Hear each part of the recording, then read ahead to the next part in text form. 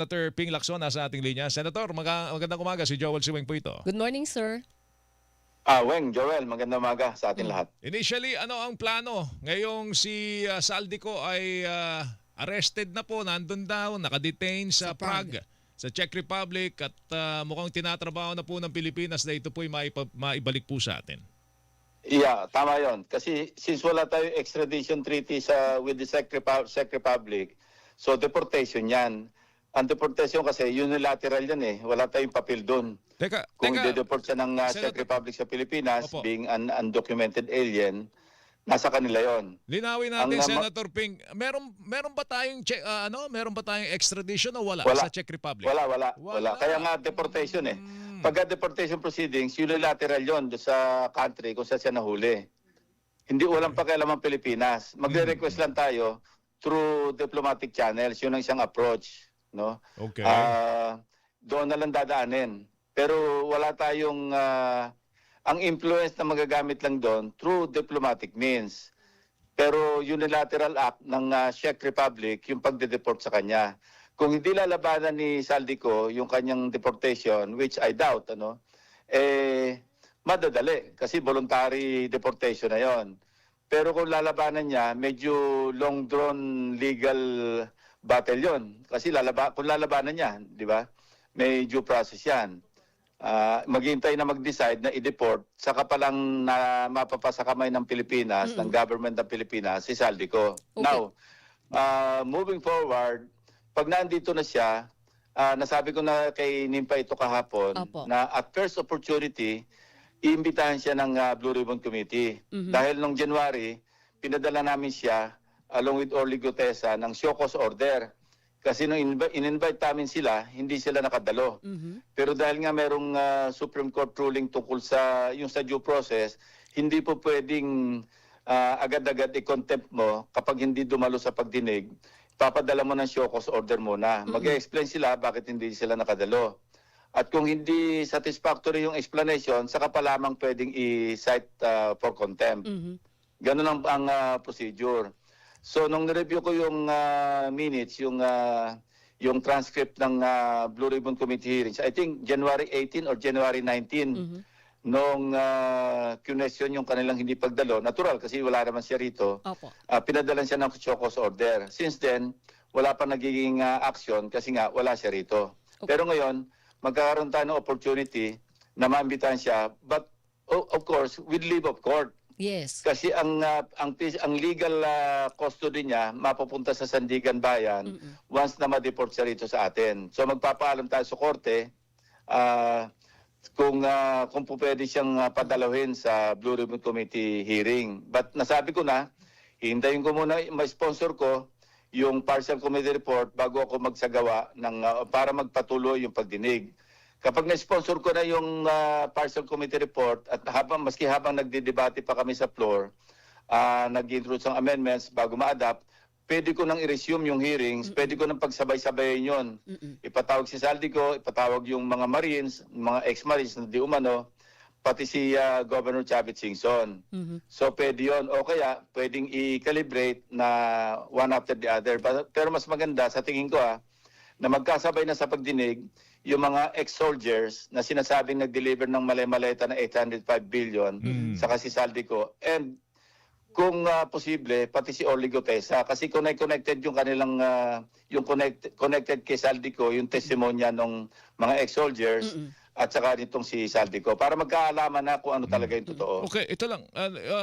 Yung pangalang Adrian Bersamin, nabanggit niya ni Saldico Yes. Kasama ba yan sa mga maaring ipatawag? Tsaka si dating Budget Secretary Amina Pangandaman.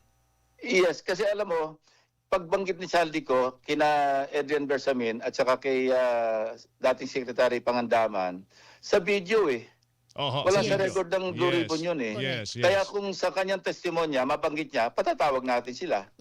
So, Kasi ano yun ang recognize lang, pwede i-recognize na testimonya ni Saldico, hindi yung sa Facebook. yes. Pero Kasi nung sana imbitahin namin, ang gagawin ko sana noon, ang invitation sa kanya, pumunta siya sa isang konsulada o sa isang embahada sa Portugal kung saan nandun siya at doon siya mag-testify. Yun, recognize yun. Kasi ma-authenticate ng ating embassy ng Pilipinas sa lugar na kinakaroonan niya. Tapos yun din yung tinatawag natin yung apostille, 'di ba? Yes. Meron naman tayong Yes. kasunduan diyan. Pero hindi nangyari 'yon. Nag-testify siya sa Facebook. Facebook. Hindi naman siya bound ng Philippine laws kasi paano siya mapapala ng perjury? Correct. Oo.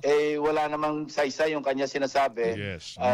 sa kung legal ang pag-uusapan. Paano po kung halimbawa, yung lahat na sinabi ni Zaldico sa Facebook ay isumite sa Blue Ribbon Committee, yung binasa niya doon, or i-testify niya pag under your questioning, pag nagbukas na kayo ng pagdinig. Ano magiging diskarte doon? Nabanggit niya po doon si House Speaker Martin Romualdez, pati si Pangulong Bongbong Marcos. How will you deal with Sinabi that? ko na paulit-ulit naman ako, we will be guided by evidence, di ba? Kung saan tayo dali ng ebidensya. So Yung pagpapahayag ni Saldico, hindi naman ebidensya yun propaganda yun Kasi Facebook. Okay. Ang ebidensya maituturing kapag ito'y ginawa under oath, nakanotaryo. Kaya nga sabi ko, kung halimbawang hindi man siya mag-testify, kung yung kanyang affidavit, nagsagawan sa affidavit, Opo. tapos yung under the apostille, Yes. na inonotaryo, pwede yun. Hindi naman niya ginawa. Ginawa niya lang yun sa petition niya sa Supreme Court No, Yung in-invoke niya yung apostille Opo. Nagpanotaryo siya doon, tapos pinadala niya sa Supreme Court. Pero sa Blue Ribbon, wala siyang ginagawang ganun Yes, pero Pero hindi na mag-a-apply yung apostille at saka yung embahada kasi kung under custody siya ng nasa Philippine jurisdiction na siya, assuming Yes. na ma-deport siya, Opo. hindi na kailangan yun kasi isusomo na siya Escortan na siya papuntang Blue Ribbon. O maski anong investigating body, ombudsman man, DOJ, o kaya mismo sa Sandigan Bayan. Oh, sir, Senator, yung question ko ay kung halimbawa po na doon niya banggitin sa Senate Blue Ribbon Committee mismo yung mga binanggit niya ng allegations. Mapipilitan ba ang Senate Blue Ribbon na siyempre ipatawag ba si Martin Romualdez, pati na rin si Pangulong Bongbong Marcos? Paano po magiging discarded doon na komite? Ang presidente hindi pwedeng Yes. ipatawag ng Senado kasi may separation of powers, di ba? Yes, opo. Pero pwedeng imbitahan. Kasi nangyari naman yan meron man dating Pangulo na I think President Ramos, di ba? Yes. Or, Sino or baka Ninoy ba former yun? na siya noon. Pero si dating Speaker Romualdez, umiiral pa rin yung interparliamentary courtesy. Ipapada natin kay Speaker Bogie D yung invitation. At kung gusto ni Speaker Romualdez, dating Speaker Romualdez sa mag-appear, nasa sa kanya. Yung kung ayaw niya, anong gagawin namin? Yung pagsupina nga lang, hindi na nararapat Kasi Opo. nga sa interparliamentary courtesy. Lalong hindi natin pwedeng issue ng warrant of arrest yun kasi House at saka Senate Correct. Oo. Merong umiiral na gano'n. Yung time-honored tradition nun, na dapat naman natin irespeto. Okay. Nakay dating Speaker Romualdez yun, kung parang banggit ng pangalan niya, in-implicate siya, para ipagtanggol yung kanyang sarili. Pero hindi pwede siyang pilitin ng Senado. Okay. Okay. Ito siguro, Senator Ping, meron bang development doon po sa pagpapapirma ninyo ng partial committee report? May nadagdag ba maliban doon sa inyong apat? Si Senate President Tito Soto saka si Vice Chairman Erwin Tulfo yung nagpirma, I think last Wednesday. Oy, Kaya anim na. anim na. Kulang ka pang Tatlo na lang tatlo. hinihintay. Tinanong ko kay Senate President yun. Sabi ko, counted ba yung pirma mo, Senate President ka? Sabi niya, oo, ex officio rin ako. Correct. Opo. So sabi ko, siyempre, siya naman yung mas may karanasan at may kaalaman sa rules. Siyempre, I submit to his opinion or knowledge. Kasi 5 times na siyang pang-fifth term niya na ito. Dati na siyang Senate President ngayon, dating majority leader, dating minority leader. Hindi ko naman tatawaran yung kanyang Kaalaman. opinion, kanyang knowledge tungkol sa rules of the Senate. Opo. So sabi ko, kung sinabi mong counted yung signature mo, ika-count ko. Opo. Maghihintay pa kami ng 3 pang signatories or signatures. Meron pa ba? Pag nakakompleto ko ng siyam, di i-report out ko na, ipapile ko na sa Bills and Index, tapos para mai-report out, i-sponsor ko, didebatehin ako ng mga kasama ko, member man o hindi, at kung may amendment sila, at ito'y tatanggapin ko, well and good. Kung ito'y i-reject ko, dahil hindi katanggap-tanggap, pagbobotohan namin yon. At pagkatapos nyo, i-adapt na namin yung final na partial committee report kasi hindi pa naman sarado yung pagdinig. Okay, pero Ngayon, Senator, pagka nasara na, edi yung final committee report na isasubmit. Senator, may 3 bang darating pa? Confident ako kasi tumutulong na si Senate President. Ako kasi ayoko makiusap sa mga kasama ko. Kasi nasabi ko na ito, ginagalang ko yung kanilang mga dahilan kung bakit ayaw nila magpirma for whatever reason. Ang isang napag-alaman ko, may mga kasamahan kami na atubili na magpirma kasi napakausapan nung dati nilang kasamahan sa majority. Kasi remember, yung mga kasama namin sa bagong majority ngayon, dati naman itong kasama ng mga nasa minority ngayon. Opo. So, siyempre, respetuhin ko rin yun kung nakapagbigay sila ng commitment, unless magbago yung isip nila, kung sino man sila o kung sino man siya, at pumirma na siya, eventually. So ano yun, barkadahan? Oo nga. Call it that, you may call it that, pero ganyan, human factor will definitely set in pagdating sa mga ganyan. May mga Nakakalungkot. sentimiento na dapat ako, for one, should also respect. Maski hindi ako nag-agree sa ganong kaisipan, igagalang ko naman yun kasi diskarte nila yun sa akin personal lang, decision. kasi kaya hindi ma-report out, it's not on the chairman, but it's on them. Pero di ba, Senator, Lalo yung nakakalungkot minority, yun? nagpayag sila, never silang pipirma. Di bahala sila? Opo. Choice nila yon. Ang sinasabi ko nga, kung hindi sila ayon sa committee report, dilagay nilang dissent, Correct. pirmahan nila kasi Opo. duty nila yun Oo nga. Anyway. Nakakalungkot yung Senator Joel kasi Isa lang kapag- yung Weng Opo. ayaw magpirma kasi ayaw ipalabas yung report. yun nga. Kasi kung kontra ka sa report, mag-dissent ka. Ganun na lang. Pirmahan mo, sabi mo, I dissent. O kaya with reservation, o kaya I will interpolate, o kaya I will amend, o kaya I will submit a separate opinion. Ang daming pwedeng gawin Maski nga magpirma ka lang doon, wala kang comment, pwede ka mag-interpolate, pwede ka mag-amend, pwede ka mag-submit ng separate opinion. Nandoon naman lahat yun yung option Hindi dapat Pero sabaw. kaya ayaw magpirma, may dahilan. Oo, nakakalungkot yun kasi pag nanumpa ka bilang senador, interes ng taong bayan ang pinanunumpaan mo, Senator, di ba? Totoo yan. Kaya lang, hindi that's yung the barkadahan ideal. sa loob. Pero alam mo, hindi Weng, ayoko ideal. nang questionin yung kanilang motive kasi nasa rules din namin yun. Huwag kami magkakas ng aspersion Ng doubt, o kaya oo.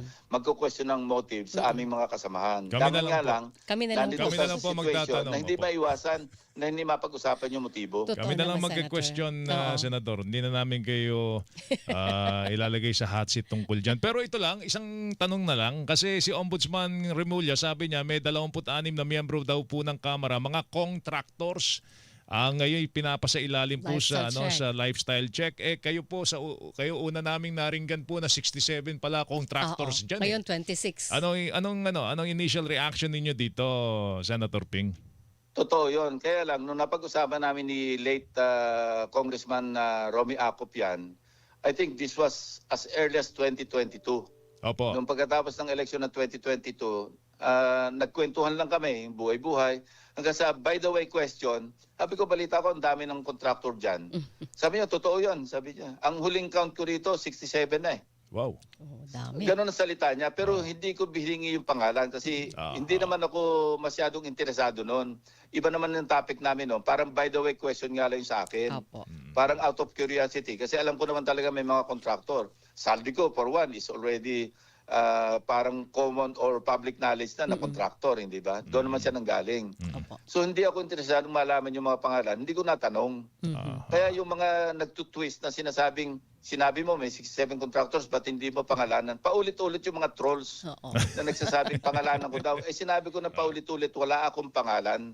Numero lang yung binigay sa binigay akin na ni sa Congressman inyo. Acop. Pero at least ngayon ang ombudsman may 26 May names. 26 na. Oh, At least well and good. we can start there. Magandang development yun. Kung may pangalan na talaga sila, meron silang pruweba, dapat talaga mambisikan kasi napakalinaw na conflict of interest yun. Opo. Ikaw ay nag-i-insert, ikaw din yung contractor, ganyan na nga nangyayari Di ba nga, yung sa pahayag, I hope nakikinig yung ombudsman, Di ba doon sa testimony ni Henry Alcantara, saka ni Yusek Bernardo, na 35 billion pesos ang nailagak ni Saldico sa Bulacan pa lamang.